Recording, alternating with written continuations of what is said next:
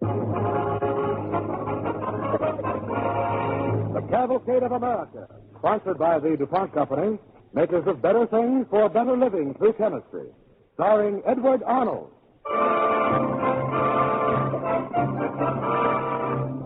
Tonight's DuPont play, Experiment in Humanity, is a true story.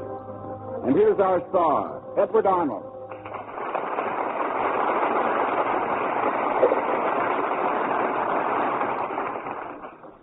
The moment I read the letter, I knew I was through. Hooked. Me, A.R. Glancy. Hooked, but good. I never had a chance. Sit down, I'll tell you about it.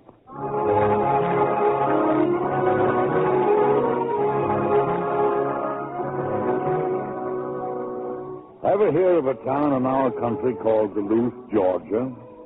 Population 628.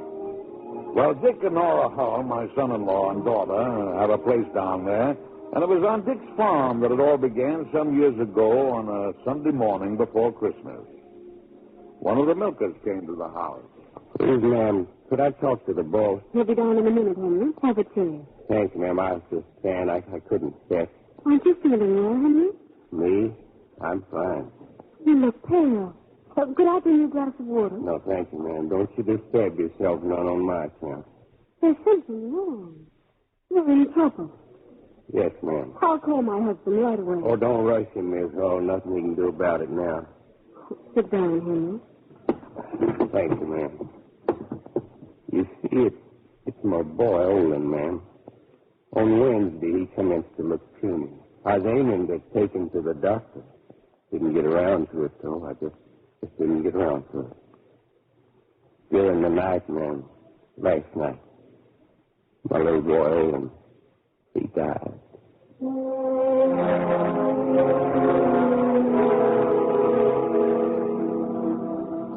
That's how it began, on a Sunday morning before Christmas. During church service, my son-in-law, Dick Hull, caught the eye of Miss Kate Parsons. She's the storekeeper's wife. He signaled to Miss Kate, and they slipped out of the church and walked down the quiet Sunday street. Olin shouldn't have died, Miss Kate. Only the Lord can say that, Mr. Hull. He was only 6 years old. What gets born gets to die. And the good Lord says when. He should have been taken to a doctor. He should have been. But folks here don't have much cash for doctors. This has nothing to do with cash. There should have been a place his daddy could have brought him. What kind of a place? A hospital. Miss Kate, there are 30,000 people in Gwinnett County, and there isn't a hospital for any of them. Well, I'm afraid there's nothing either one of us can do about it. Miss Kate? Yes? Ask everybody you know to come to the schoolhouse tomorrow night. Something on your mind, Mr. Hull? On my conscience. Tell them to be there, Miss Kate.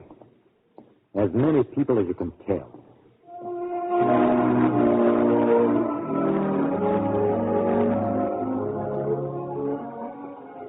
And so the next night, 100 people met in the little Georgia schoolhouse.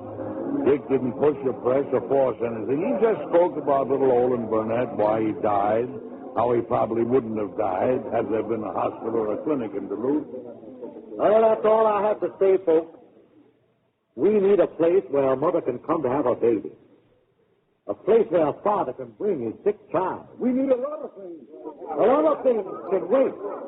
This ought to come first. Look around, Mr. Hall. No rich people in this room. Wayne, you can't say you talking about taking a heap of money. All right. I'll give $10 a month for 6 months to see if we can make a go of it. What do you want from us? Only as much as you're able to give. No more than that. Well, I guess you can afford to give $10. I can scrape it together. Each month for 6 months. I guess so. All right. That's a total of $20 a month. Now, who's next? $10 here. That's plenty. Please, speak up. 10, 5, $1, a quarter, a dime, whatever you can afford. I'll make it $1. Good. Let's do it all. Hold on, come on. One at a time.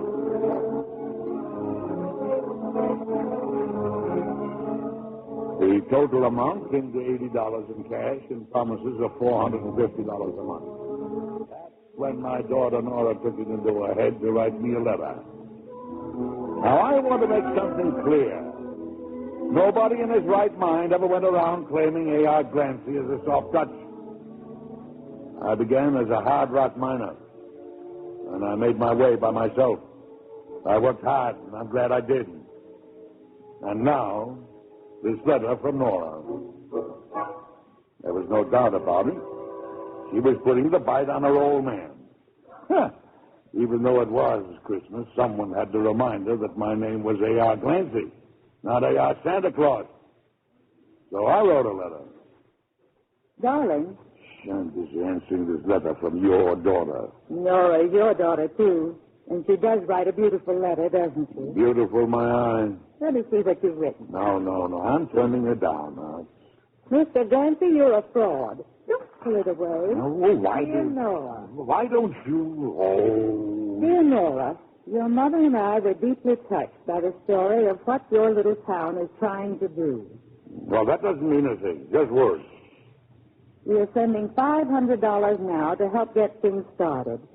And every year we'll send $250 more on the birthday of your little sister Joan, who died of pneumonia 17 years ago because the drugs which might have saved her were not known then. We make this gift in memory of her. Thank you, my dear.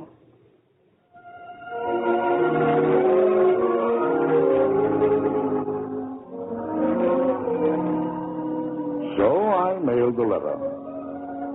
Well, sir, the good citizens of Duluth, Georgia, through Nora, had gotten to me. And that was only the beginning. Dear Mr. Glancy, the first baby has just been born in our little hospital. She's a darling. And her name is Glancy Jones. Isn't that sweet? Bait on a hook. There was nothing alongside the next letter which my wife read aloud. It's signed by Mr. Summerour, the postmaster. Southern diplomacy. A put-up job from beginning to end. Quiet. Oh. And so we, citizens of Duluth, Georgia, find ourselves wondering if you'd mind if we called it the Joan Glancy Memorial Hospital. We found an inscription which everyone likes. To Joan, who in swift transition achieved eternal springtime, that through it the lives of other children may be enriched. Isn't that fine? My dear, it's more than fine. It's wonderful.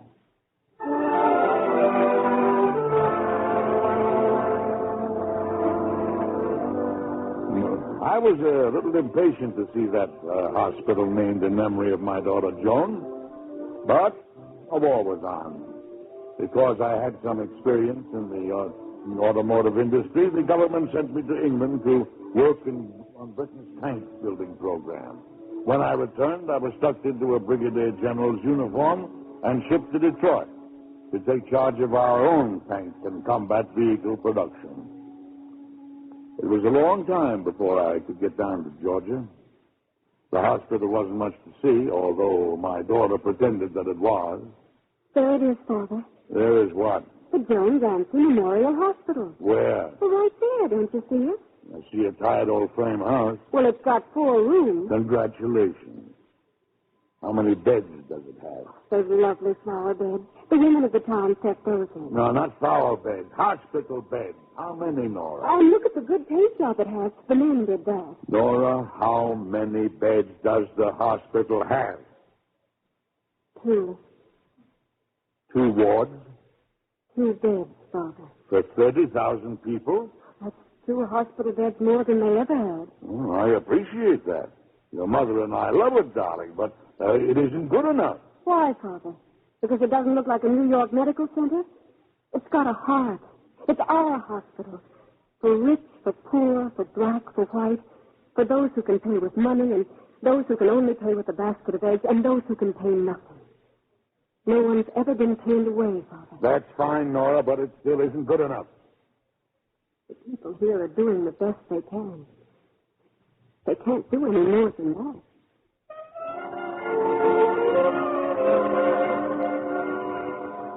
those words were on my mind all the way back to Detroit. And there in Detroit, I made my own personal acquaintance with hospitals and sickness. General Glancy, can you take it? What have I got, Doctor? General Glancy, you've got cancer. I was lucky. It was an early diagnosis. They shot me full of radium, cut me open twice, and I got well. I got well thinking of a two-bed hospital, a hospital without radium, without x-rays, without fluoroscopes, without any of the scientific apparatus the rest of us take for granted. All it had was the kindness and the affection of neighbors for one another. That was a great deal, but not enough. So I went back to Duluth, Georgia, and called a meeting. Whenever you're ready, General Glancy. I'm ready now, sir. Yes, sir. Friends, neighbors, General Glancy has something to say to us. Look, I've got a proposition for you. I want you to buy yourselves a tract of land, 15 or 20 acres, and then dig a deep well on it so that you've got adequate supply of good water. Put the land in shape. Now, just those three things. Buy the land, improve it, and provide water, and I'll build you a hospital. I'll build you the finest small-town hospital in the country.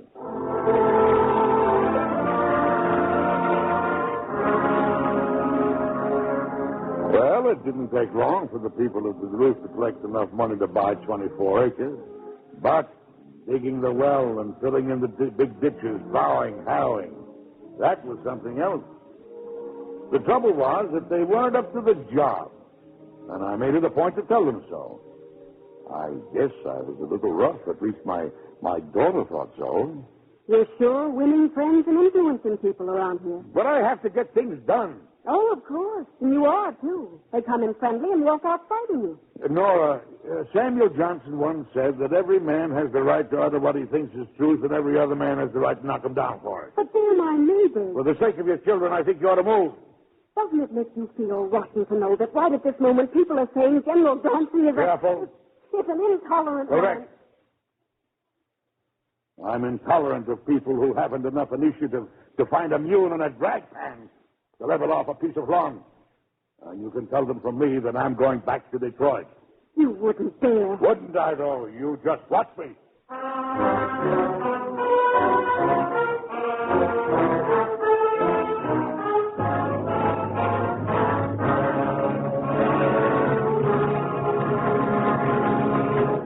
You are listening to the Cavalcade of America, starring Edward Arnold, sponsored by the DuPont Company, makers of better things for better living through chemistry.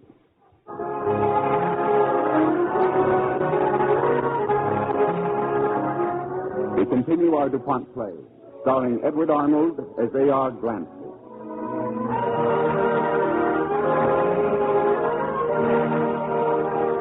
My mind was made up, fixed, immovable. Only... Well, I just couldn't go back to Detroit. They were fine, generous, decent people, and I talked to them like a top sergeant in a grade B movie. The more I thought about it, the more miserable I got. But Georgia people are not the only ones who can be proud. If they could sulk, I could sulk too. So I waited, and no one came to see me. Not even one lady committee member. I kind of missed them.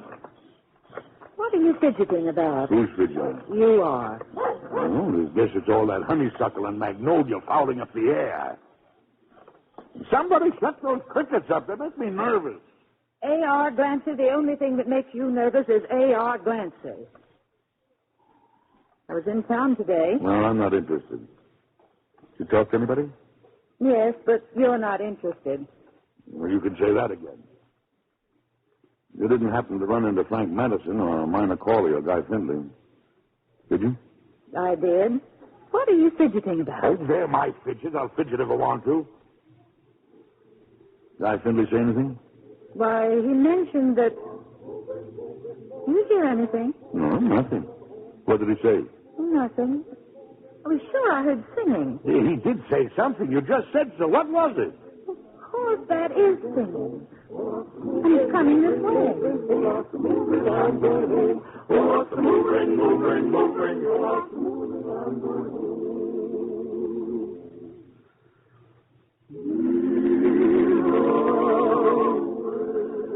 It was Mamie Howell. And some of the people from the Negro church. They knew that relations were strained, and this was their way of trying to end the Cold War. They didn't say a word. They just sang. Half a dozen times I started to say something, and I just couldn't.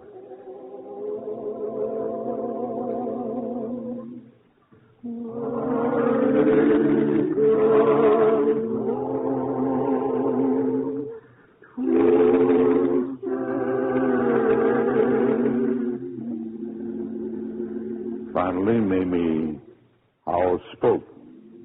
General Glancy. I'm right here, Mamie. Come on up. Thank you, sir. General, sometimes when you feel something strongly, words get in the way. Maybe that's why we sang instead of talking. But now I've just got to talk. Go on, Mamie. Tell him for us. When a sick person comes to the Joan Glancy Hospital, they don't ask what color your skin is. They ask what hurts you. Yes, Mamie, they do. General Glancy, I speak for the people of Duluth, Georgia, both white and colored. You've done more for this community than anyone else. You didn't have to. You did because you wanted to. And so I'll say this. Maybe they put stars on your shoulders when you wore that fine general's uniform, but that's nothing. 'Cause later on, sir, they're going to be stars in your crown. Miss Glancy? Yes? Will you ask your husband to say something to us? I think you'll have to wait a moment. The general is crying.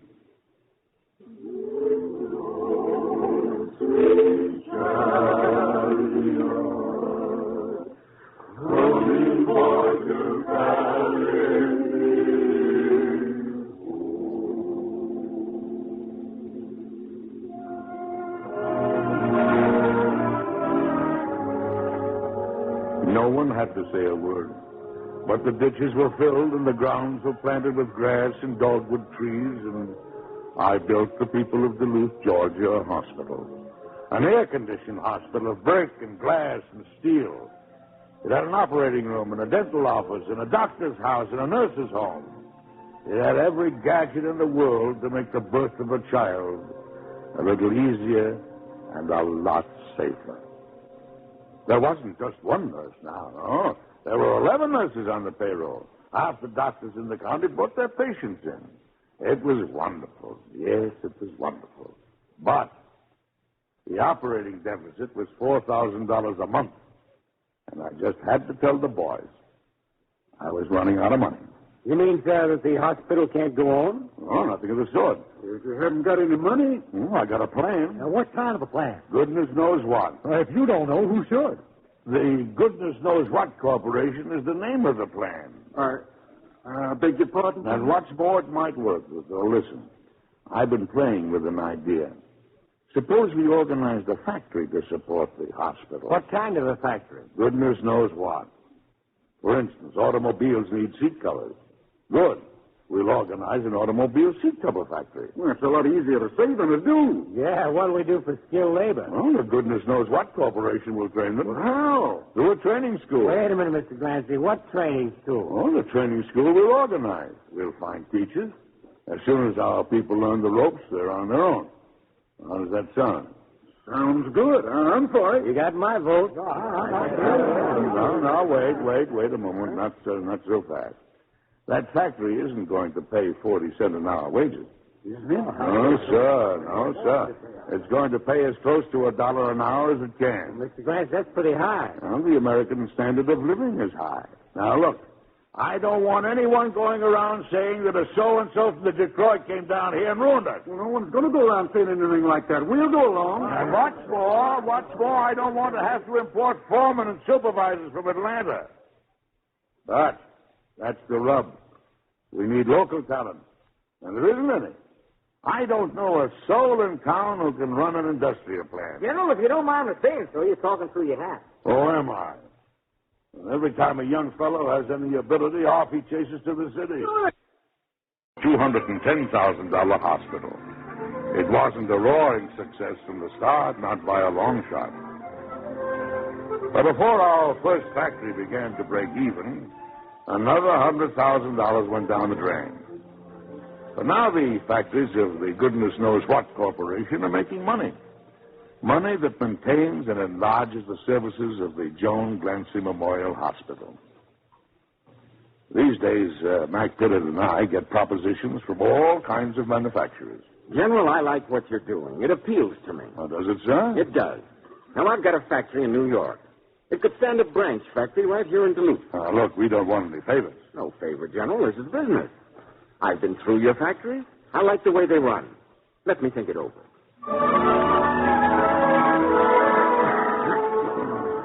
He thought it over, and he came to Duluth, Georgia. So did other businesses, some large, some small. It was good for the town. If you saw Duluth today, you'd hardly recognize it. The time was when a farmer counted himself lucky to have $100 in cash at the end of a year. Now his daughter works in the factory and makes $150 a month. Once Duluth stores sold only side meat and snuff and fertilizer. Now they sell home freezers and television sets. The churches have been painted. We have our first dry cleaning plant, first beauty parlor, and our first movie house. Yes, Duluth has changed. These days, I leave the management of the factories to Mac Pittard, the tech sergeant who turned out to be a first-rate executive. I managed to spend my time at the hospital. Excuse me, General. Would you mind getting out of my way? What's his name? Her name? Oh, excuse me, her name. What's her name? Her name is Henrietta. Henrietta? I'm sorry, General. Excuse me. Well, what's the rush, nurse? We're expecting 2 more babies before midnight. Well, I just don't get it. Nurse, it's a mighty poorly run business. What's a poorly run business, Mr. Glancy? Baby production, Mrs. Glancy. One day, 6 babies come bawling off the assembly line. Other days, only 1. It's a case of rank mismanagement all the way down the line. Considering that the Joan Glancy Memorial Hospital is about to bring its 2,000th baby into the world, I call it pretty good mismanagement. Now, why don't you go home, dear? Let the doctors and nurses run the hospital. Oh.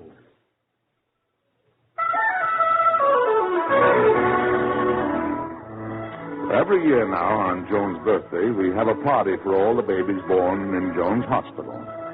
Infants and toddlers sit on my lap, white and colored. Fat ones, thin ones, laughing babies, crying babies, healthy babies. You know, I've never had so much fun in my life. I'll tell you something. You know, there are a lot of old crocs like me sitting around wondering what they can do that would be of service to their fellow man. They wouldn't mind putting a good-sized chunk of money into something like this hospital, but they know that with taxes what they are, they couldn't stand the yearly upkeep. Well, building a little hospital where one is needed and building a little factory to keep it running is the best answer I know. It helps a lot of people. Well, it helps you, too. It's an experiment in humanity that makes you feel you can keep on living for 100 years.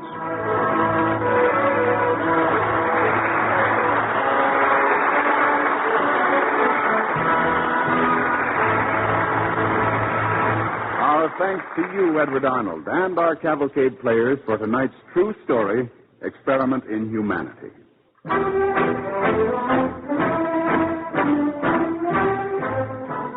Next week, Cavalcade presents the lovely young Hollywood star, Peggy Ann Garner. Be sure to listen.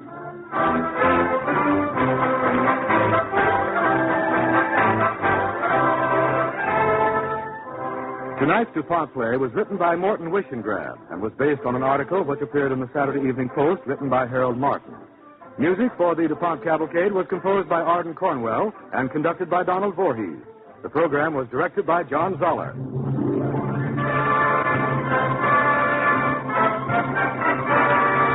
The DuPont Cavalcade of America comes to you from the stage of the Belasco Theater in New York and is sponsored by the DuPont Company of Wilmington, Delaware, makers of better things for better living through chemistry.